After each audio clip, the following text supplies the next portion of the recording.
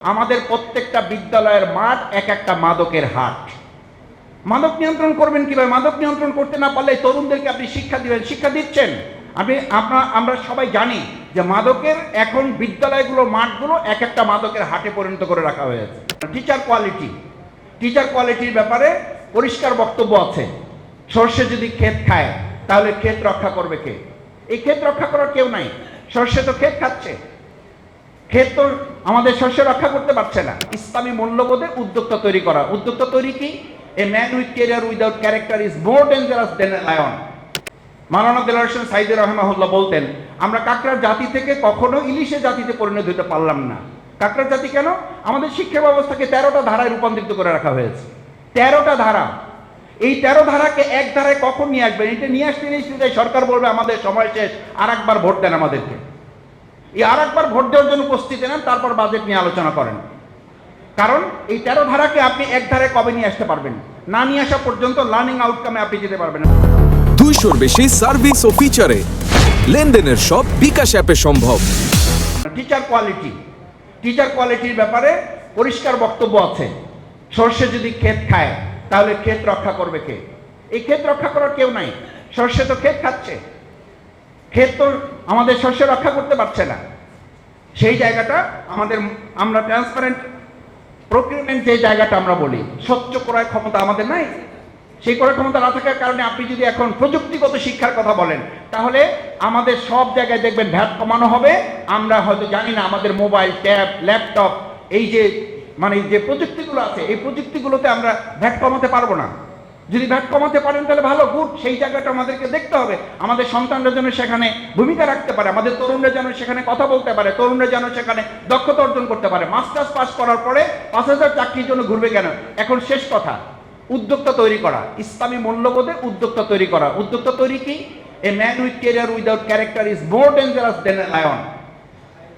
আমাদের তরুণদের সাথে যদি তাদের প্রযুক্তির পাশাপাশি যদি তাদের মূল্যবোধকে অ্যাটাচ করা না যায়, কি হচ্ছে আজকে? অবাক হওয়ার কোনো কারণ নাই। ইতিমধ্যে 2024-25-এ এটা বাস্তবায়ন করা হয়েছে। স্টুডেন্টদেরকে ডোপ টেস্টের মধ্যে আওতাধীন করা হয়েছে। ভর্তি পরীক্ষায় ডোপ টেস্ট দেওয়া হচ্ছে, এবং শুধু ডোপ টেস্ট নেওয়া হয় নাই, আশার দিক আছে। আশার দিক শুনবেন। আশার দিক হচ্ছে সেখানে 3 জন শনাক্ত হয়েছে। আরো আশার দিক শুনবেন, সেই 3 জনের মধ্যে একজন ছাত্রীও আছে। আরো আশার দিক শুনবেন, আহসানিয়া মিশন যেখানে মাদক নিরাময় কেন্দ্র, সেখানে 432 জন ভর্তি। সেই 432 জনের মধ্যে 47 জন হচ্ছে নারী। এবং আমাদের একটা গবেষণায় দেখা গেছে 47.5% বা প্রায় 48-এর কাছাকাছি যারা নিহত হয়েছে, এই আত্মহত্যা করেছে, এই আত্মহত্যার মধ্যে মাদকাসক্তি সম্পর্কে ওনাদেরই জনাব শামসুর রহমানের সেই বহু আগের কবির বক্তব্য ছিল, লেখা ছিল, আমাদের প্রত্যেকটা বিদ্যালয়ের মাঠ এক একটা মাদকের হাট। মাদক নিয়ন্ত্রণ করবেন কিভাবে? মাদক নিয়ন্ত্রণ করতে না পারলে তরুণদেরকে আপনি শিক্ষা দিবেন, শিক্ষা দিচ্ছেন। আমরা সবাই জানি যে মাদকের এখন বিদ্যালয়গুলো মাঠগুলো এক একটা মাদকের হাটে পরিণত করে রাখা হয়েছে, এবং সেখানে বলা হচ্ছে দেয়াল দিয়ে এটাকে সিকিউর করতে হবে। সম্মানিত উপস্থিতি, সাংবাদিক বন্ধুগণ, বাজেটের তরুণ ভাবনার শেষ অংশে আমি এইটুকু অনুরোধ করতে চাই, সরকারকে আহ্বান জানাতে চাই, আসেন। মনে আছে তেলের লাইন বন্ধ করার জন্য বিরোধী দলীয় নেতা একটা প্রস্তাবনা দিয়েছিলেন, সেই প্রস্তাবনা আলোচনা করতে রাজি হচ্ছিলেন না।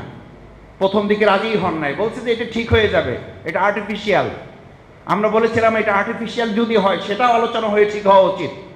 আলোচনা হয়েছে, ঠিক হয়েছে, একটা কমিটি হয়েছে, একটা লিয়াজু হয়েছে। লিয়াজু কমিটি করার পরে দেশের মানুষের মধ্যে আস্থা তৈরি হয়েছে যে সরকার এবং বিরোধী দল মিলে যখন কোনো কাজ করে তখন এটা বন্ধ হয়েছে, এবং তার 2-3 দিন পর থেকে দেখা গেছে এই সমস্যাটা সমাধান বের হয়ে আসছে। আমি যেটা বলছি সবশেষ, এই বাজেট নিয়ে যেটা আপনারা উপস্থাপন করবেন, 2/3 মেজরিটি দিয়ে যেন আল্লাহর রাস্তে আপনারা ঘাড়ের উপরে চাপিয়ে দিয়ে বাজেট পাশ করার মানসিকতা নিয়ে সংসদে যাবেন না। আলোচনার ভিত্তিতে দেশ এবং জাতির কল্যাণে তরুণদের, বিশেষ করে 2024-এর জুলাই আগস্টের গণ অভ্যুত্থানের মধ্য দিয়ে যে নতুন বাংলাদেশ বিনির্মাণের কথা ছিল, সেই নতুন বাংলাদেশ বিনির্মাণে আমাদের আগামী দিনের বাজেট হবে একটা মানবিক বাংলাদেশের বাজেট। সেই বাজেট হবে আমরা সূচকের দিকে এগিয়ে যাব, গাড়ির দিকে এগিয়ে যাব না। আমরা এগিয়ে যাব আমাদের সুন্দর বাংলাদেশ বিনির্মাণের দিকে, সেই প্রত্যাশা ব্যক্ত করে আবারও ছাত্র শিবিরকে ধন্যবাদ জানিয়ে আমার কথা শেষ করছি। আল্লাহ হাফেজ। আসসালামু আলাইকুম রহমতুল্লাহ।